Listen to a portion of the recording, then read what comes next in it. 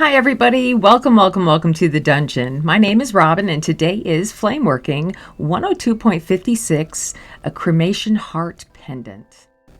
So today I'm going to be honoring my friend Carly's dog Stella, who passed away last September. I'm going to be using a little bit of her ashes in the very center of this really beautiful heart pendant.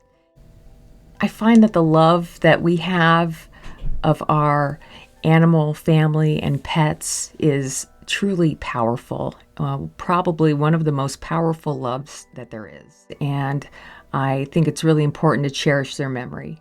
So with that said, I hope you're all doing safe and well out there. Thanks so much for joining me, and I'll see you next time in the dungeon.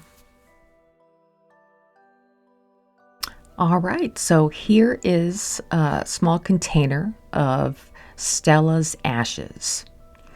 And the first thing I always do before I start working with cremation pendants of any kind is to just clear the air. So I have just a little bit of a smudge stick here, and I just want to make sure that I'm working in a positive environment. All right, so here is what we have. Here are some of the finest ashes that I asked for. And this is kind of what you're looking for. You're only going to be using a very tiny amount of this.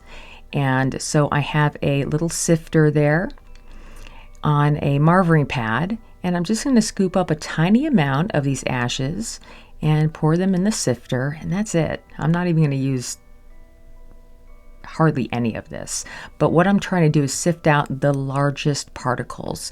You only want to work with the very smallest, finest particles, okay?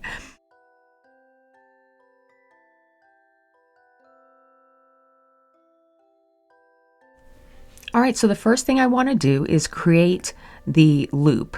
If you are comfortable making the loop right off of the pendant, then go ahead and do that. Whatever is most comfortable for you. But for me, it's easiest to just make a small loop, or a small bead on a mandrel and put it right into my oven after it cools down a bit, and I will save that and use it later.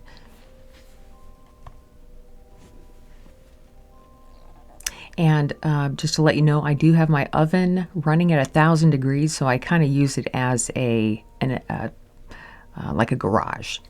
Okay, so I'm going to gather up a small amount of glass for this pendant, and I'm going to use the smallest amount, just a small gather.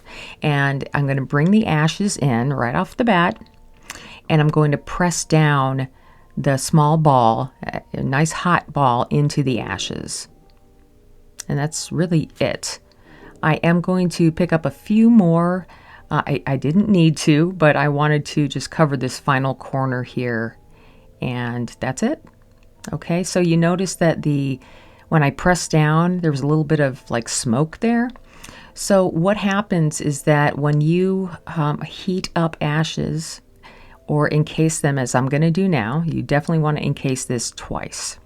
But what happens when the hot glass goes over the ashes is that the particles will gas off and create a bubble around it.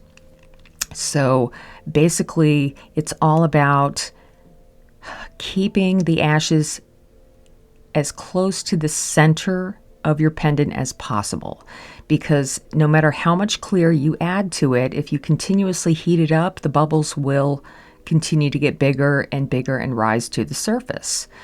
So you want to be real careful. Okay, so what I did there was I covered over the ashes twice. And now I'm going to add a little bit of glass to the end to create like just a clear area for my punty to go in. And I'm going to use a metal punty here. It's just a mandrel. That's all it is. And I'm going to take the other side off and kind of clean this up a little bit. I want to create another small point here on the end for my punty to go on. I want to twist this up. So before I do anything, I'm going to roll my little bit of glass over here as a pencil point kind of, and just stick it to the end of the pendant. And now I want to do a twist. This is the best time to do any kind of manipulation of the ashes. So I'm going to start my twist here, and I only want like maybe 3 twists. The less twist you have, the better. Because you'll be able to see it more. If you have like a lots and a real tight twist, it will be just bubbles everywhere. You won't really see the twist. All right, so I took the punty off, or my glass punty off. Now that I have the twist, and I am just going to spend some time shaping this up and kind of rounding out the top and just smoothing all my sides down. I don't want this to be round. I'm going to elongate it just a little bit here because the bubbles will go to the edge. So you see this really nice kind of twist happening here. I'll show it to you here in a second. I just want to make sure everything is nice and evenly finished before we move on. So that's a nice spiral. And what I want to do now is coat this whole thing several times with clear, because like I said, the bubbles will just continue to want to push to the surface. So I want to embed them as deep as I can into the pendant. And it will also, having all this glass around it, the clear glass, will also magnify the bubbles and the ashes inside, so you get a really clear view of it.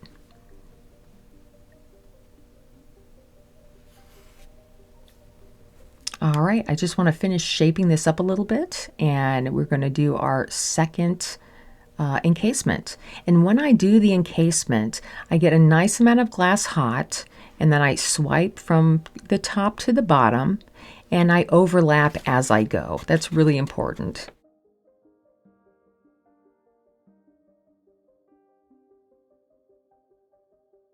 Okay, so I just want to shape this up a little bit and prepare to add some cane to it. And I have my rainbow cane from last week. And I have to tell you guys, you know, it's always at the very last pendant or piece that works out great, and it's the one you want to use. So I only have a few short pieces of my rainbow cane left. But, you know, if you are just looking for a cremation pendant or a marble, this is perfect. You could stop right there. Okay, so I have these 2 rainbow canes set up to touch each other kind of back to back, so the reds meet in the middle. And I'm going to start by heating up my cane and adding it to the very top part where the mandrel is, or the punty. And, you know, things get weird when you're just working with shorts. So it took me a second to very gently coax this cane all the way around this half of the pendant. And then at the end, I'll just grab it with my tweezers and pull it out. And I'll spend a couple minutes just gently flattening out the cane, because if I just heat it, it will start to buckle up and round out, and I want to keep it nice and flat. So I want to use my butter knife to just kind of shape it down and smooth it real nice. And once that's done, I will add my second part of this rainbow here. I love the way this looked. When you add the 2 rainbows together, either way, it looks so beautiful. All right, I'm going to do the same thing and kind of coax it down with my butter knife. I did kind of get a little weird here. My cane did not quite meet the pendant on the corner here, so I'm going to reiterate how important it is to preheat the area where you want your cane to go, and it will stick better to the glass. All right, so I'm going to smooth this part out and just make sure it looks nice. I'm not smoothing it all the way down, but I do want to pull the end of the cane down so it's touching my mandrel. And then I will clean up the other side here. What I want to do is pinch it together and then heat it up a little bit more and then pull it out this way, lengthwise, or, you know, pinching the rainbow on the widest edge. And I just want to clean that up a little bit more. All right. And again, I'm not pressing it all the way down so it's completely flat with the clear glass. I'm just smoothing it as much as I can. All right, so here's my last piece of cane, and it is thick. So I am just kind of like preheating it in the flame there. And I'm going to stick it where I need to, and then very slowly. This was a slow process. Remember, I am always, my videos are always sped up. Things really happen much slower than they do in the video. All right, so I'm just going to, and usually it's sped up like 2 or 3 times. So I'm smoothing things down, and then I'm going to do the same thing with this cane. I'm pulling it to the mandrel and getting it back on center. All right, now I'm going to take a moment just to smooth down that top a little bit. Make sure it's on center. I'm constantly battling it being on center. And then I want to completely encase, one more time, the whole pendant, rainbow and all. So I'm going to start by encasing the rainbow. And I am using a thicker piece of clear here. When things start getting larger, I like to use a 8mm or 7mm clear, and it just gives me a bigger gather, enough to give a nice sweep of glass from the top to the bottom of these big pendants. A little on the top.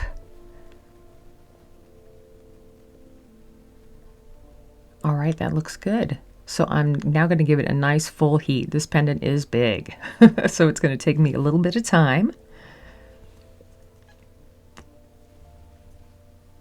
But first, I don't know why I'm doing this left-handed, you guys, but I want to pull this end off here. I don't know what I was thinking. I am ambidextrous, but I don't know. Anyway, so once I have that end kind of cleaned off, I am going to punty it up, because we want to do one more final twist with the rainbow. So I'll punty that up. And I do use a slightly thicker punty rod, a little thicker than the 3/32 of an inch punty that I normally use for beads.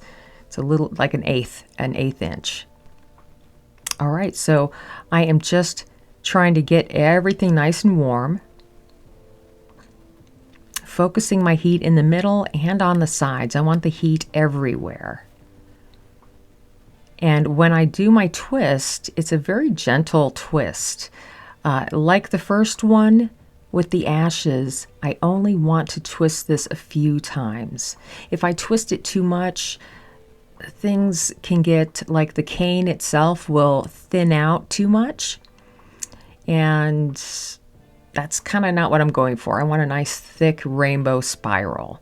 So I'm working on my twist here. And I like how it's going. And I'll just let you know here at the end, when I pulled this punty out, I should have had my flame much smaller for a more of a kind of a micro kind of pinpoint flame right on the mandrel.